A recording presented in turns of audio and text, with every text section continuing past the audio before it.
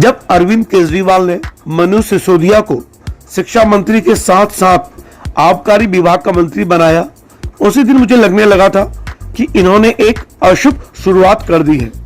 एक शिक्षा मंत्री को शराब के धंधे में लगा दिया, यानी कि आपने शराब विभाग का मंत्री बना दिया।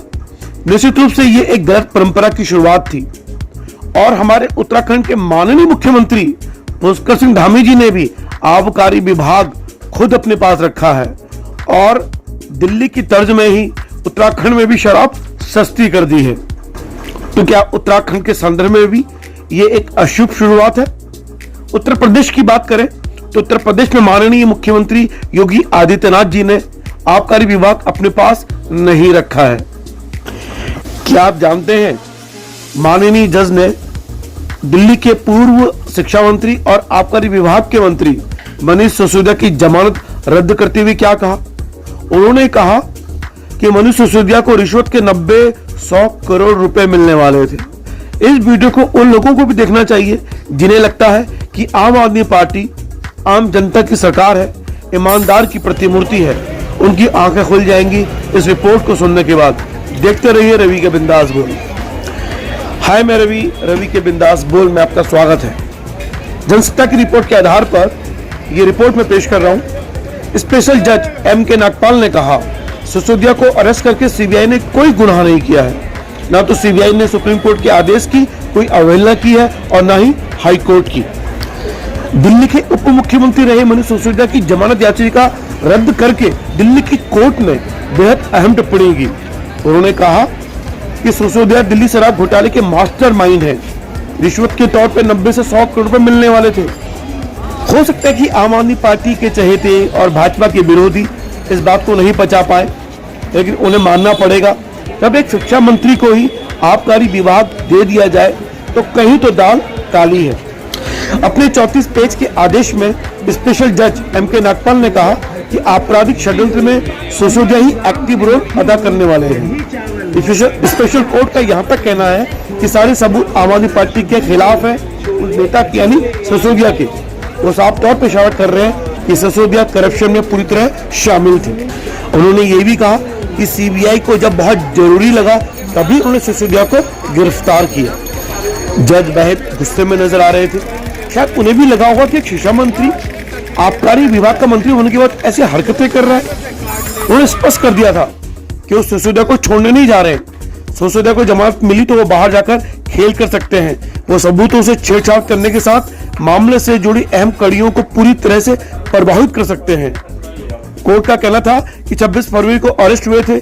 अभी तक सीबीआई ने मामले की जांच पूरी नहीं की है, लिहाजा उन्हें नहीं छोड़ा जा सकता। जज महोदय ने अपने फैसले में यह भी कहा कि दिल्ली का शराब घोटाला बड़े पैमाने पर आम लोगों को प्रभावित करता है। शराब नीति को बनाते समय सिसोदिया ने इस बात का ख्याल नहीं रखा कि बहुत सारे लोगों से जुड़ा है। कोर्ट का कहना था कि ये घोटाला आर्थिक अपराध की श्रेणी में आता है। कोर्ट का कहना यह भी है कि साउथ की लॉबी को ध्यान में रखकर ये सारा खेल रचा गया। उन्हें फायदा पहुंचाने के लिए नियम ताक पे रखे गए।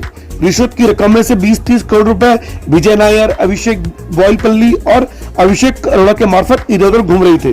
माननीय कोर्ट ने यह भी कहा कि पूर्व शिक्षा मंत्री CM, deputy CM Manish Sisodia विशेष ब्रांडों को प्रमोट करने के लिए खेल कर रहे थे। कुछ खास कारोबारियों को, शराब कारोबारियों को फायदा पहुंचाना चाहते थे। इसके लिए उन्होंने तमाम नियमों को तोड़ा। साउथ की लॉबी से उनके साठगांठ इस मामले का सबसे अहम पहलू है। तो मुझे लगता है कि उत्तराखंड के माननीय मुख्यमंत्री पुष्कर सिंह धामी जी को मनीष सिसोदिया से सीख लेनी चाहिए। शराब आपने सस्ती कर दी उत्तराखंड में, क्या ये जरूरी था?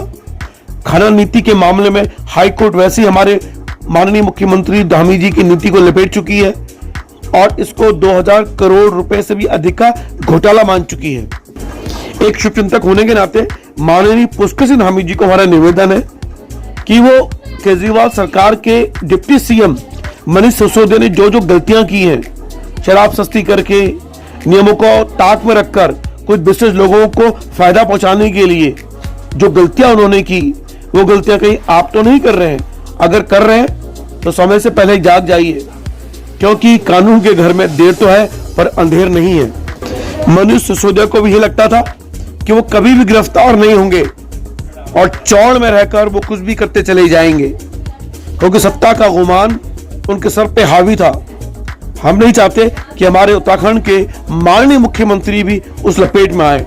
हालांकि हमें उम्मीद है कि हमारे मुख्यमंत्री बेदाग साफ छवि के हैं, लेकिन खनन नीति ने उनको लपेटा हुआ है।